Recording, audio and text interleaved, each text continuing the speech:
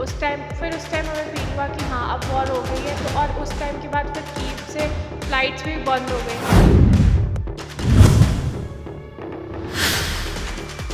जब war start हो गई तो यूनिवर्सिटी से हमें आया था, हमारी क्लासेस ऑनलाइन हो गई हैं, हमें कंट्री छोड़ के चले जाना चाहिए।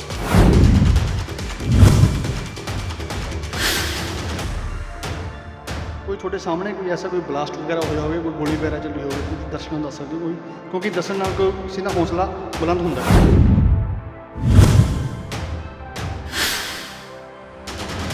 जब हम बॉर्डर पे थे, हम क्रॉस कर रहे थे बॉर्डर, तो हमें पूरी रात रोका गया था और सोल्जर्स ने हमारे सामने गन्स फायर की थी।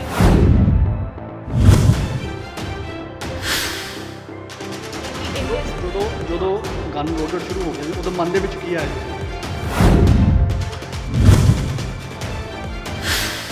अब शायद हम इस पॉइंट के आगे जाएंगे ही नहीं, क्योंकि एम्बेसी हम तक आ नहीं सकती थी और हम एम्बेसी तक पहुंच नहीं पा रहे थे। तो हमें लग रहा था ये यहाँ पे पूरी रात तड़पने से अच्छा है, इतना डरने से अच्छा है हम वापस चले जाएं। ਸਤਿ ਸ਼੍ਰੀ ਅਕਾਲ ਜੀ, ਤੁਸੀਂ ਦੇਖ ਰਹੇ ਹੋ ਸਕਾਈ ਨਿਊਜ਼ ਪੰਜਾਬ ਤੇ ਮੈਂ ਹਾਂ ਅਮਨੀਤ ਸਿੰਘ। ਅਸੀਂ ਪਹੁੰਚਿਆ ਲੁਧਿਆਣੇ ਤੋਂ ਦੇ ਵਿੱਚ ਅਨੇਕਾਂ ਹੀ ਲੜਕੀਆਂ ਲੜਕੇ ਯੂਕਰੇਨ ਤੋਂ ਵਾਪਸ ਆ ਰਹੇ ਨੇ ਜੋ ਉੱਥੇ ਸਟੱਡੀ ਕਰ ਰਹੇ ਸੀ, ਸਟੱਡੀ ਵੀਜ਼ੇ 'ਤੇ ਗਏ ਹੋਏ ਸੀਗੇ। ਸੋ ਅੱਜ ਵੀ ਲੜਕੀ ਲੁਧਿਆਣੇ ਪਹੁੰਚੀ ਹੈ। ਸੋ ਗੱਲਬਾਤ ਕਰਦੇ हैं। हाँ जी बेटा, क्या नाम है? तनुश्री। आप कहाँ से बिलोंग करती हो? मैं पंजाब से बिलोंग करती हूँ, बल्लोवाल से। और बाकी मेरे पापा फौज में हैं, तो हम लोग इधर से उधर पोस्टिंग होती रहती है हमारी। यूक्रेन में आप कितनी देर पहले गए थे? यूक्रेन में मैं 3rd ईयर में हूँ, टर्नोपिल नेशनल मेडिकल यूनिवर्सिटी में। तो मेरे को 3 साल हो गए थे यूक्रेन में रहते हुए। 3 साल में कोई प्रॉब्लम आई? नहीं, यूक्रेन में 3 साल में कोई प्रॉब्लम नहीं आई। वहाँ के लोग बहुत स्वीट हैं, बहुत पीसफुल जगह है, बहुत अच्छी जगह है। वहाँ पे सेफ्टी का कभी ऐसा फील नहीं हुआ लड़की होके कि वहाँ पे सेफ्टी नहीं है। वहाँ पे बहुत सेफ्टी है, बहुत प्यारी कंट्री है। तो 3 साल में बहुत अच्छा फील हुआ, होमली फील होता था वहाँ पे। वर्ल्ड वॉर लगी ਤੁਹਾਨੂੰ नोटिफिकेशन ਤੁਹਾਨੂੰ ਪਤਾ ਕਿਵੇਂ ਪਤਾ ਲੱਗਿਆ ਵੀ वर्ल्ड वॉर शुरू हो चुकी है? सबसे पहले तो वॉर जब ऐसा डिस्कशन चल रहा था, न्यूज़ वगैरह में दिखा रहे थे कि अटैक हो सकता है, तब हमें हमारी यूनिवर्सिटी के हिसाब से और हमारी जो इंडियन एम्बेसी, सबके हिसाब से ऐसा था कि काम रहे, बच्चे जिनको जाना है वो जा सकते हैं, जिनको रुकना है वो रुक सकते हैं। ऑफलाइन क्लासेस थी हमारी, नॉर्मली हम क्लासेस जा रहे थे। पर जिस दिन फर्स्ट अटैक हुआ है कीव में, मॉर्निंग स्ट्राइक हुई है, उस दिन हमें पता चला कि हाँ अब तो स्टार्ट हो गया, ये तो सीरियस है। उससे पहले हम लोग को बहुत काम रखा गया था, तो हमें पता चला अब सीरियस हो गया है। हमारी यूनिवर्सिटी तुरंत ऑनलाइन कर दी गई और हमें बोल दिया गया कि आप ग्रोसरीज़ वगैरह रख लो, क्योंकि सप्लाईज़ जा सकती हैं। तो हमने फटाफट ग्रोसरीज़ इकट्ठा की और हम उस टाइम हमें फ़ील हुआ कि हाँ अब वॉर हो गई है, तो और उस टाइम के बाद फिर कीव से फ़्लाइट्स भी बंद हो गई। तो हमें ਜਦੋਂ लगा अब ਜਦੋਂ ये ਜਦੋਂ सही है। ਵਾਰ ਸ਼ੁਰੂ ਹੋ ਚੁੱਕੀ, ਜਿਵੇਂ ਤੁਹਾਨੂੰ ਪਤਾ ਲੱਗਿਆ, ਉਦੋਂ ਕਾਲਜ ਵੱਲੋਂ ਯੂਨੀਵਰਸਿਟੀ ਵੱਲੋਂ ਕੋਈ ਨੋਟੀਫਿਕੇਸ਼ਨ ਦਿੱਤਾ ਕਿ ਤੁਸੀਂ ਜਾਓ ਜਾਂ ਨਾ ਜਾਓ? जब वॉर स्टार्ट हो गई तो यूनिवर्सिटी से हमें आया था, हमारी क्लासेस ऑनलाइन हो गई हैं, हमें कंट्री छोड़ के चले जाना चाहिए। यूनिवर्सिटी से हाँ, और कॉलेज से? कॉलेज से भी यही था कि हम छोड़ के जा सकते हैं कंट्री, हमें छोड़ के चले जाना चाहिए हमारी सेफ्टी के लिए, क्योंकि यहाँ पे अटैक्स होने स्टार्ट हो गए हैं।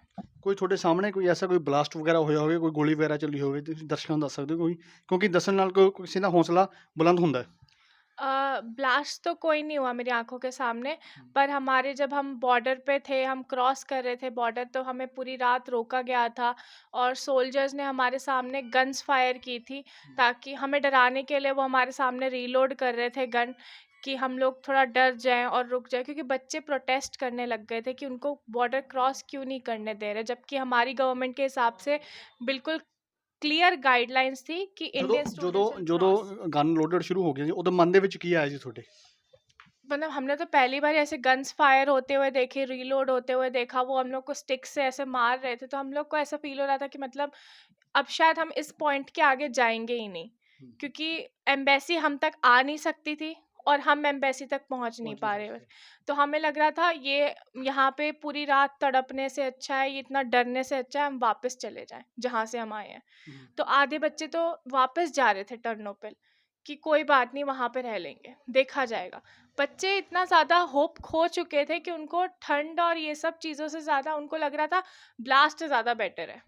उनको ऐसा लग रहा था ब्लास्ट देख लेंगे हम, पर ये ठंड में अगर हम एक और रात रुक गए यहाँ पे। ਬਲਾਸਟ ਦੇਖਣ ਨਾਲ ਕਿ ਕਿਸੇ ਦੀ ਜਾਨ ਵੀ ਜਾ ਸਕਦੀ ਸੀ ਬੱਚੇ हाँ ਦੀ, जी। ਠੀਕ ਹੈ ਨਾ, ਉਹ ਡਰ ਨਹੀਂ ਸੀਗਾ ਮਨ ਦੇ ਵਿੱਚ?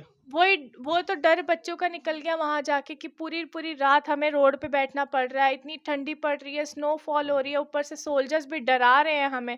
तो बच्चों को एक पॉइंट के बाद लगने लग गया कि क्या पता ब्लास्ट से तो हम क्या पता बच जाएं, पर ये ठंडी से तो नहीं बच पाएंगे। ਜਦੋਂ ਇਹ ਵਾਰ ਸ਼ੁਰੂ ਹੋਈ ਆ, ਤੁਸੀਂ ਆਪਣੇ ਘਰਦਿਆਂ ਨੂੰ ਦੱਸਿਆ ਵੀ ਵਾਰ ਸ਼ੁਰੂ ਹੋ ਚੁੱਕੀ ਆ, ਉਸ ਤੋਂ ਬਾਅਦ ਗੱਲਬਾਤ ਸ਼ੁਰੂ ਹੋਈ ਤੁਹਾਡੀ ਘਰਦਿਆਂ ਨਾਲ? हाँ, मैंने मतलब बताया, मेरे घर वाले पहले से ही बोल रहे थे कि हो जाएगी वॉर, इंडियन मीडिया दिखा रही थी, तो हम लोग को इतना ज़्यादा कुछ वहाँ पे नॉलेज नहीं था, हम जा रहे थे अपना नॉर्मल क्लासेस कर रहे थे, तो मैंने बिलीव नहीं किया, मुझे लगा नहीं ऐसे ही है ये तो, कुछ वॉर नहीं होगी। पर जब वॉर स्टार्ट हो गई तो मैंने बोला वॉर तो स्टार्ट हो गई है, फिर हमने सोचा कि अब क्या कर सकते हैं, क्योंकि फ़्लाइट्स तो बंद हो चुकी थी। फिर ये जो बॉर्डर्स वगैरह खुले, फिर वहाँ से हमने प्लान बनाना स्टार्ट किया कि चलो हम पोलैंड वाले बॉर्डर पे जाएंगे, क्योंकि पोलैंड का बॉर्डर टर्नोपिल से पास है। आपके पापा भी रिफ्यूजी हैं, सोल्जर हैं, उन्होंने क्या क्या हौसला दिया, क्या क्या बोले आपको?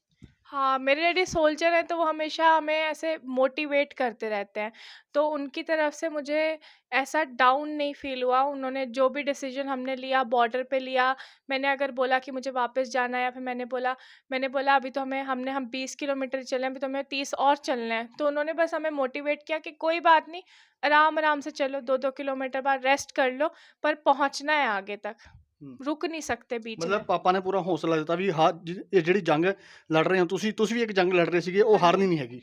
हाँ, वो लोग भी एक जंग लड़ रहे थे, हम लोग भी एक जंग लड़ रहे थे, और वो पूरा मोटिवेट कर रहे थे कि हम लोग डाउन ना फ़ील हों, क्योंकि इतना सारा चलना बहुत मुश्किल है। वो भी बच्चों के लिए, हम लोग सोल्जर्स तो है नहीं, हम लोग इतना चलते भी नहीं हैं हर रोज़ कि हमें इतना चलने की आदत हो।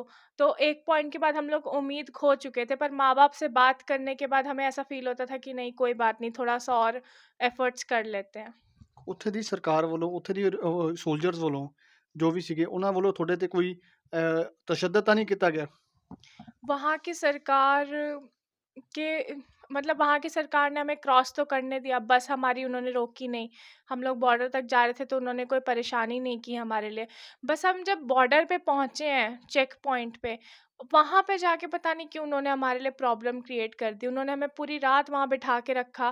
हम लोग पूरी ठंडी में वहाँ बैठे हुए थे, और बार-बार हमें खड़ा कर रहे थे, बिठा रहे थे, और फ़ोन नहीं चार्ज करने दे रहे थे, वीडियोज़ नहीं रिकॉर्ड करने दे रहे थे वहाँ की, ताकि हम दिखा ना पाएँ किसी मीडिया को। वो पूरी रात चलता रहा, दोपहर चलता रहा, दोपहर में जाके उन्होंने हमें छोड़ा है वहाँ से, उस चेक पॉइंट से। तो हमें वही बस फ़ील हो रहा था कि मतलब अ, क्यों उन्होंने हमारे साथ वहाँ पे ये ऐसा बिहेव किया हमारे साथ, क्योंकि बॉर्डर तक आने तक तो हमें किसी ने रास्ते में रोका नहीं, सबने हेल्प ही की कि यहाँ जाना है, वहाँ जाना है, बट वहाँ पे पहुँचने के बाद सोल्जर्स का बिहेवियर कुछ और ही था। ਕੁਛ ਪਤਾ ਕਾਰਨ ਪਤਾ ਲੱਗ ਸਕਦਾ ਵੀ ਕਿਉਂ ਹੋ ਸਕਦਾ ਇੱਕੋ ਦਮ ਮਾਈਂਡ ਚੇਂਜ ਕੀਤਾ ਗਿਆ ਸੋਲਜਰ ਦਾ? ਹੋ ਸਕਦਾ ਕੁਛ ਪਤਾ ਲੱਗਿਆ ਹੋਵੇ? पता तो मतलब अगर सिर्फ इंडियन स्टूडेंट्स वहाँ खड़े होते हम्म, तो ऐसा हो सकता था कि इंडियन लोगों पे कर रहे हैं ये, हम्म, पर वहाँ पे हर कंट्री का बच्चा था, अफ्रीकन, अफगानी, पाकिस्तानी, जितने भी बच्चे आए हैं, जिस भी कंट्री के आए हैं, सारे बच्चे थे वहाँ पे, फॉरेन स्टूडेंट्स सारे थे। तो ऐसा कोई हमें समझ नहीं आ रहा है कि ऐसा उन्होंने क्यों किया, क्योंकि सारे फॉरेन के स्टूडेंट्स थे। अगर उनको किसी एक कंट्री पे निकालना होता तो वो सिर्फ उस कंट्री के बच्चे रखते, बाकी कंट्री के बच्चे आगे कर देते, बट वो सब बच्चों को खड़ा रखे हुए थे वहाँ पे। तो हम लोग को सच में समझ ही नहीं आ रहा था कि ऐसा क्यों कर रहे हैं। बाद में वो लोग बोल रहे थे वी आर हेल्पिंग यू, हम आपको हेल्प कर रहे हैं, बैठ जाओ, अभी आगे नहीं जाने दे सकते हैं, बट हमें समझ में नहीं आ रहा था कि पूरी रात निकल गई और वहाँ पे एटलीस्ट 300 बच्चे होंगे, और 300 बच्चों में से एक बच्चा आगे नहीं गया है कि हमारा नंबर आ जाएगा, बट 300-400 बच्चों में से जब एक बच्चा भी आगे नहीं जा रहा है तो हमको वहाँ पे हेल्प नहीं फील होती। ਜਦੋਂ ਉੱਥੇ 300-400 ਬੱਚਾ ਖੜਾ ਸੀਗਾ ਉੱਥੇ ਬਾਰਡਰ ਦੇ ਉੱਤੇ ਲਾਈਨ ਉੱਤੇ, ਉਦੋਂ ਬਲਾਸਟ ਵਗੈਰਾ ਗੋਲੀ ਵਗੈਰਾ ਚੱਲ ਰਹੀ ਸੀ ਉੱਥੇ? ब्लास्ट नहीं हो रहे थे, पर बच्चों ने जब प्रोटेस्ट करना स्टार्ट किया कि हमें क्रॉस करने दो, बच्चों को ऐसा लगा कि ये लोग हमें क्रॉस ही नहीं करने देंगे, तो बच्चों ने थोड़ा सा प्रोटेस्ट करना स्टार्ट कर दिया, उनकी मर्ज़ी के बिना आगे जाना स्टार्ट कर दिया, तो उन्होंने गन्स फायर करनी स्टार्ट कर दी बच्चों के सामने। हाँ, उन्होंने एयर में गन्स फायर की, रीलोड करके गन दिखा रहे थे, फिर जस्ट उनके पास स्टिक्स वगैरह कुछ थी, उससे बच्चों को मार रहे थे लेग्स में, दूर करने के लिए, कंट्रोल लाने के लिए वापस बच्चों पे, तो वो ये लोग कर रहे थे। ਇੰਡੀਅਨ ਐम्बेसी ਵੱਲੋਂ ਤੁਹਾਨੂੰ ਕਿੰਨਾ ਕੁ ਸਾਥ ਦਿੱਤਾ ਗਿਆ?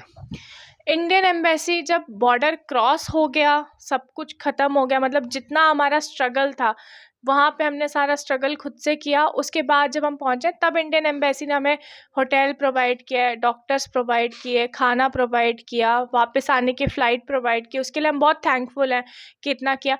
बस मेरी इतनी सी और रिक्वेस्ट है कि वो लोग ट्राई करें कि बॉर्डर जहाँ पे असली स्ट्रगल है हमारा, वो बॉर्डर क्रॉस करने में असली स्ट्रगल है बच्चों का, क्योंकि इतना नेगेटिव टेम्परेचर होता है, सोल्जर्स मिसबिहेव कर रहे हैं, इतना बच्चे चल नहीं पा रहे हैं, बीमार हो रहे हैं बच्चे, बीच में कोई मेडिकल कैंप नहीं है।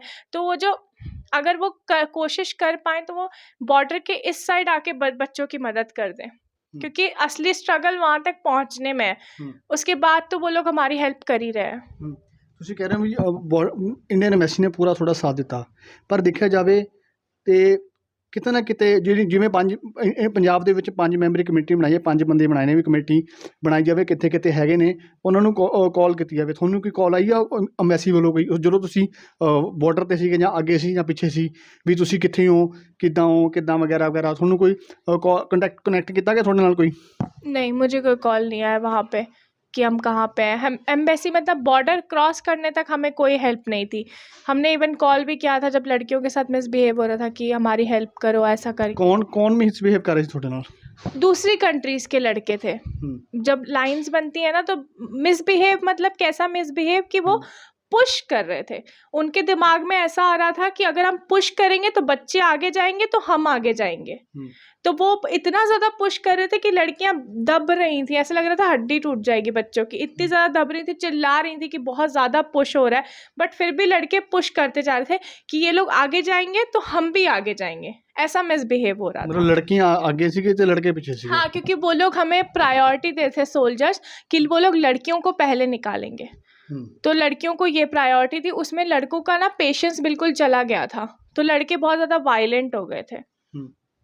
देख फिर उस तो बाद तुसी अगे पापा ने फिर उस तो बाद कनेक्ट होया थोड़े पापा ना? हाँ, पापा के साथ तो जब मैं पोलैंड के मतलब इमिग्रेशन पे पहुंची तब मेरा कनेक्शन हो गया था, मतलब मेरे पास 1% चार्जिंग था, तो मैंने कॉल किया था, मैंने बोला पोलैंड में पहुंच गई हूँ। और फिर उसके बाद तो बस फिर एम्बेसी जब हम पहुँचे, होटल वगैरह फ़ोन वगैरह चार्ज हुआ, उसके बाद कनेक्शन हुआ है, बात हुई है। फ्लाइट मिली है, फ्लाइट तो बाद जो तुसी फ्लाइट चढ़े उस तो बाद की माहौल सीगा उत्थे दा? फ्लाइट जो अपनी यहाँ वाली फ़्लाइट थी ना, दिल्ली वाली फ़्लाइट तो अच्छी थी, उन्होंने हमारा बहुत ख्याल रखा, खाना पीना सब कुछ इंतज़ाम था उसमें। और बाकी बस जब हम यहाँ पे आए हैं तो हमें बोला था स्टेट गवर्नमेंट हेल्प करेगी, बट मतलब मुझे पंजाब गवर्नमेंट की तरफ से कोई हेल्प नहीं मिली। बाकी जो गवर्नमेंट वाले थे, बाकी जो मेरे फ्रेंड्स थे दूसरे स्टेट्स के। पंजाब गवर्नमेंट ਤੁਸੀਂ ਗੱਲ ਕਰੋ, ਪੰਜਾਬ ਦੇ ਵਿੱਚ ਬੀਜੇਪੀ ਜਿਹੜੀ ਹੈਗੀ ਸੈਂਟਰ ਦੀ ਗਵਰਨमेंट ਆ, ਉਹਨਾਂ ਵੱਲੋਂ ਕਮੇਟੀ ਮੈਂਬਰ ਬਣਾਏ ਗਏ ਸੀ, ਉਹਨਾਂ ਵੱਲੋਂ ਕਾਲ ਨਹੀਂ ਆਈ ਤੁਹਾਨੂੰ ਵੀ ਪੰਜਾਬ ਦੇ ਵਿੱਚ ਬੋਲਦੇ ਵਗੈਰਾ ਵਗੈਰਾ? वहाँ पे खड़े हुए थे रिप्रेजेंटेटिव स्टेट पंजाब की तरफ से, तो मैंने उनसे जाके बात की, मैंने बोला मुझे यहाँ जाना है, आप मतलब मेरा टैक्सी करवाओगे, क्या करवाओगे? तो उन्होंने बोला सब कुछ करवा देंगे, पे आप करोगे। तो मैंने बोला मेरे पास तो अभी पैसे ही नहीं, मैं कहाँ से पे कर दूँगी। बस सिर्फ खाना पूर्ति लिए और वेलकम करने खड़े से होते? हाँ, वो बस वेलकम करने के लिए। फिर मैंने बोला कोई बात नहीं, टैक्सी तो मुझे ही बुक करनी आती है, मैं तो अनपढ़ हूँ नहीं। मैंने बोला मैं खुद ही कर लेती हूँ। तो मेरे एक चाचा जी यहाँ पे थे, चाचा, उन्होंने मेरी टैक्सी बुक करवाई और वो बोलते कि अच्छा फ़ोटो खिंचवा लो हमारे साथ। तो उन्होंने बस फ़ोटो खिंचवा ली और उनका काम हो गया, उन्होंने रिसीव कर लिया बच्चा उनके हिसाब से। बट मेरे पैर में इतनी चोट लगी हुई थी कि उनको कम से कम मुझे घर तक छोड़ना चाहिए था, क्योंकि मैं चल भी नहीं पा रही थी। पर देखा जाए ग्राउंड लेवल ਤੇ ਵੱਡੀ ਵੱਡੀ ਗੱਲਾਂ ਕਰਦੇ ਨੇ ਇੱਥੇ ਵੀ ਅਸੀਂ ਆਹ ਕਰਤਾ, ਅਸੀਂ ਕਾਲਿੰਗ ਕਰ ਰਹੇ ਹਾਂ, ਫਿਰ ਸੱਚਰ ਸਾਹਿਬ ਵੀ ਕਰਦੇ ਆ, ਆਪਣੇ ਗੋਸ਼ਾ ਜੀ ਕਰ ਰਹੇ ਨੇ ਲੁਧਿਆਣੇ ਦੇ, ਸੱਚਰ ਸਾਹਿਬ ਜਲੰਧਰ ਤੋਂ ਨੇ ਉਹ ਵੀ ਕਰ ਰਹੇ ਨੇ, ਪਰ ਪਟਿਆਲੇ ਤੋਂ ਰਜਨੀ ਵਾਲੇ ਮੈਡਮ ਹੈਗੇ ਨੇ ਉਹ ਵੀ ਕਰ ਰਹੇ ਨੇ, ਪਰ ਜੋ ਤੁਸੀਂ ਦੱਸ ਰਹੇ ਹੋ ਪਰ ਉੱਥੇ ਕੁਝ ਹੋਰ ਦਿਖ ਰਿਹਾ। अब मुझे तो इतनी पॉलिटिक्स नहीं पता, इतने लोग नहीं पता कि किसका क्या काम होता है। बस मुझे इतना पता था कि बच्चे बता रहे हैं कि स्टेट गवर्नमेंट हेल्प कर रही है, तो मुझे लगा हमारी स्टेट गवर्नमेंट हेल्प करेगी, तो मेरा बस उतना ही था कि हाँ यहाँ पे ये लोग खड़े हैं, ये हमारी हेल्प करेंगे। बट मुझे कोई हेल्प मिली नहीं उनसे। मतलब ये हो गया कि सिर्फ फोटो कर रहे, फोटो खिंचवा के अपनी लीडर पॉलिशिंग कर रहे अपनी लीडरी। हाँ, उन्होंने बस फ़ोटो खिंचवा ली और उन्होंने ये शो कर दिया होगा गवर्नमेंट को कि बच्चा हमने रिसीव कर लिया है, हमने बच्चे की मदद कर दी। बट कोई मदद नहीं हुई है, बस वहाँ पे उन्होंने खड़े होके फ़ोटो खिंचवाई है और उसके बाद मैं अपना खुद से टैक्सी करके आई हूँ वापस। कौन खड़ा ਸੀਗਾ? ਕੋਈ ਨੋਨ ਹੈਗਾ ਵੀ ਤੁਹਾਡੇ को ਜਾਣਦੇ होंगे कि कौन होगा? अब वो तो मुझे क्या ही नॉलेज होगी कौन था, मैंने तो बस ये देखा गवर्नमेंट का रिप्रेजेंटेटिव है, उसमें लिखा हुआ था पेपर पे स्टेट गवर्नमेंट ऑफ पंजाब, तो मेरा तो बस उतना ही था। तो मैंने बस उनसे बात की, उन्होंने कुछ हेल्प नहीं किया, तो मैंने कहा ठीक है, हम अपना खुद से कर लेंगे। ਫਿਰ ਟੈਕਸੀ ਕਰਕੇ ਤੁਸੀਂ ਇੱਥੇ ਆਏ ਲੁਧਿਆਣੇ?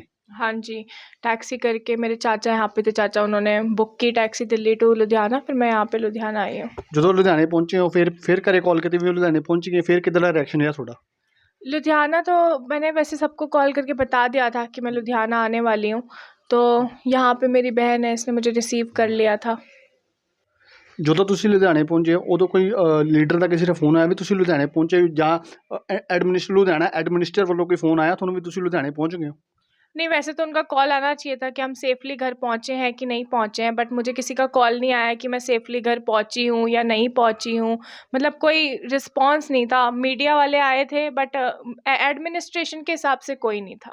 ਤੁਹਾਨੂੰ ਕਿੰਨੇ ਦਿਨ ਹੋ ਗਏ ਇੱਥੇ ਲੁਧਿਆਣੇ ਆਏ ਨੂੰ? मैनू 3-4 दिन हो गए। ਮਤਲਬ 3-4 ਦਿਨ ਦੇ ਵਿੱਚ ਤੁਹਾਨੂੰ ਕਿਸੇ ਦੀ ਵੀ ਕਾਲ ਨਹੀਂ ਆਈ? नहीं, कोई एडमिनिस्ट्रेशन के जो मतलब एडमिनिस्ट्रेशन को कॉल करना चाहिए कि ये बच्चा वहाँ पढ़ रहा है, पंजाब का है, उनको कॉल करके पूछना चाहिए बच्चा सेफ़ली घर पहुँचा है कि नहीं, कहाँ पे रह रहा है, क्या अकोमोडेशन है। ਪਰ ਦੇਖਿਆ ਜਾਵੇ ਤਾਂ ਗੱਲਾਂ ਤਾਂ ਬੜੀ ਵੱਡੀ ਵੱਡੀ ਕਰਦੇ ਨੇ ਵੀ ਅਸੀਂ ਆਹ ਵੀ ਕਰਤਾ, ਅਸੀਂ ਉਹ ਵੀ ਕਰਤਾ, ਕਾਲਿੰਗ ਚੱਲ ਰਹੀ ਹੈ ਵਗੈਰਾ ਚੱਲ ਰਿਹਾ, ਅਸੀਂ ਪੂਰਾ ਸਟੇਟਸ ਰੱਖਿਆ ਹੋਇਆ ਵਾ ਬੱਚੇ ਦਾ। ਕੀ ਕਹਿਣਾ ਚਾਹੋਗੇ?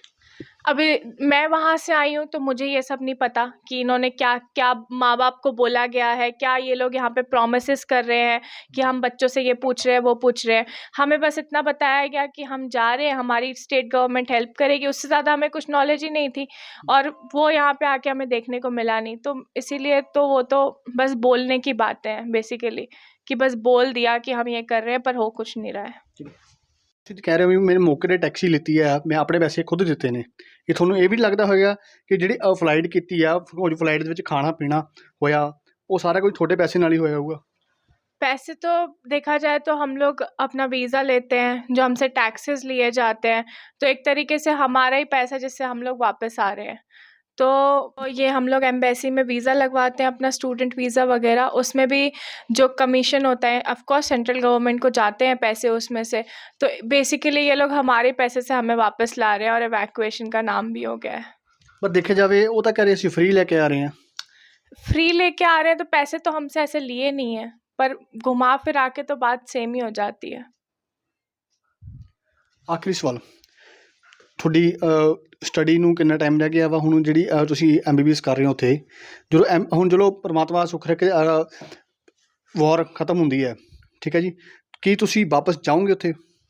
हाँ, अभी तो मैं 3rd ईयर में हूँ, मैं वापस जाना चाहूँगी। यूक्रेन बहुत अच्छी कंट्री है, होपफुली जल्दी ठीक हो जाएगी, ये वॉर बंद हो जाएगा। ਤੁਹਾਡੇ ਜਿਹੜੇ ਡਾਕੂਮੈਂਟਸ ਨੇ ਜਾਂ ਡਿਗਰੀਜ਼ ਵਗੈਰਾ ਹੈਗੀ ਪਹਿਲਾਂ ਦੀਆਂ, ਬੁੱਕਸ ਵਗੈਰਾ ਨੇ, ਨੋਟਸ ਵਗੈਰਾ ਨੇ, ਉਹ ਉੱਥੇ ਹੀ ਪਏ ਨੇ ਜਾਂ ਨਾਲ ਲੈ ਕੇ ਆਏ ਹੋ? नहीं, कुछ ला ही नहीं सकते थे, इतना चलोगे कैसे इतना सारा सामान लेके।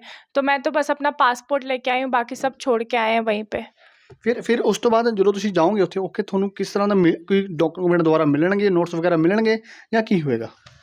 अभी जहाँ तक मुझे पता है तो हमें लगता है वापस तो मिल जाने चाहिए हमारे डॉक्यूमेंट्स, क्योंकि हमारी यूनिवर्सिटी पे अभी तक अटैक नहीं हुआ है। बट अगर अनफॉर्चुनेटली अटैक हो जाता है उसके बाद का हमें नहीं पता कि मिलेंगे कि नहीं मिलेंगे। ਠੀਕ ਹੈ, ਧੰਨਵਾਦ। ਸੋ ਤੁਸੀਂ ਦੇਖਿਆ ਕਿ ਕਿਸ ਤਰ੍ਹਾਂ ਲੜਕੀ ਨੇ ਦੱਸਿਆ ਕਿ ਉੱਥੇ ਦਾ ਮਾਹੌਲ ਕੀ ਸੀਗਾ ਜੀ। ਫਲਾਈਟ ਦੇ ਪੈਸੇ, ਸਾਡੇ ਪੈਸਿਆਂ ਤੋਂ ਹੀ ਫਲਾਈਟ ਕੀਤੀ ਜਾ ਰਹੀ ਹੈ, ਘੁੰਮ ਘੁਮਾ ਕੇ ਦਿਖਾਇਆ ਗਿਆ। ਸੋ ਖਾਨਾ ਪੂਰਤੀ ਕੀਤੀਆਂ ਗਈਆਂ ਨੇ, ਫੋਟੋਆਂ ਦੀ ਲੀਡਰਸ਼ਿਪ ਪੋਲਿਸ਼ਿੰਗ ਕੀਤੀ ਗਈ ਹੈ ਉੱਥੇ ਦਿੱਲੀ ਦੇ ਵਿੱਚ। ਆਓ ਵੈਲਕਮ ਕੀਤਾ ਗਿਆ, ਫੋਟੋ ਖਿਚਾਈ ਗਈ ਅਤੇ ਵਾਪਸ ਚਲੇ ਗਏ। ਜਿਹੜੇ ਟੈਕਸੀ ਦੇ ਪੈਸੇ ਵੀ ਬੱਚਿਆਂ ਨੂੰ ਖੁਦ ਨੂੰ ਦੇਣੇ ਪਏ। ਬਸ ਕਿ ਵੱਡੇ ਵੱਡੇ ਗੱਲਾਂ ਕਰਦੇ ਨੇ ਸਰਕਾਰਾਂ, ਵੱਡੇ ਵੱਡੇ ਦਾਅਵੇ ਕਰਦੇ ਨੇ ਅਸੀਂ ਆਹ ਕਰਤਾ ਉਹ ਕਰਦਾ, ਪਰ ਗਰਾਊਂਡ ਲੈਵਲ ਦੀ ਰਿਪੋਰਟ ਕੁਝ ਹੋਰ ਹੀ ਬੱਚੀ ਦੇ ਬਿਆਨ ਕਰਤੀ ਹੈ। ਸੋ ਤੁਸੀਂ ਜੁੜੇ ਰਹੋ ਸਕਾਈ ਨਿਊਜ਼ ਪੰਜਾਬ ਦੇ ਨਾਲ। ਕੈਮਰਾਮੈਨ ਮਨਦੀਪ ਦੁੱਗਲ, ਵਿਸ਼ੇਸ਼ ਰਿਪੋਰਟ ਲੁਧਿਆਣਾ। ਜ਼ਿੰਦਗੀ 'ਚ ਕੋਈ ਸਮੱਸਿਆ ਕਿੰਨੀ ਵੀ ਵੱਡੀ ਕਿਉਂ ਨਾ ਹੋਵੇ, ਹੁਣ ਹਰ ਸਮੱਸਿਆ ਦਾ ਹੋਵੇਗਾ ਪੱਕਾ ਇਲਾਜ। बस जरूरत है ਤੁਹਾਡੇ विश्वास ਦੀ। कोर्ट केस, रुस्से ਨੂੰ ਮਨਾਉਣਾ, नौकरी, दुश्मन सौंकन ਤੋਂ छुटकारा, बरकत ना होना, औलाद ਦਾ कहने ਤੋਂ ਬਾਹਰ होना, प्यार मुहब्बत, वशीकरण करवाना या तुड़वाना, या फिर जटिल तो जटिल समस्या ਦਾ ਤੁਰੰਤ ਹੱਲ ਪਾਓ 101% ਗਾਰੰਟੀ ਦੇ ਨਾਲ। ਹਰ ਖਬਰ ਦੀ ਤਾਜ਼ਾ ਅਪਡੇਟ ਦੇ ਲਈ ਸਾਡੇ YouTube ਚੈਨਲ ਨੂੰ ਸਬਸਕ੍ਰਾਈਬ ਕਰੋ, Facebook ਚੈਨਲ ਨੂੰ ਲਾਈਕ ਅਤੇ ਸ਼ੇਅਰ ਕਰੋ।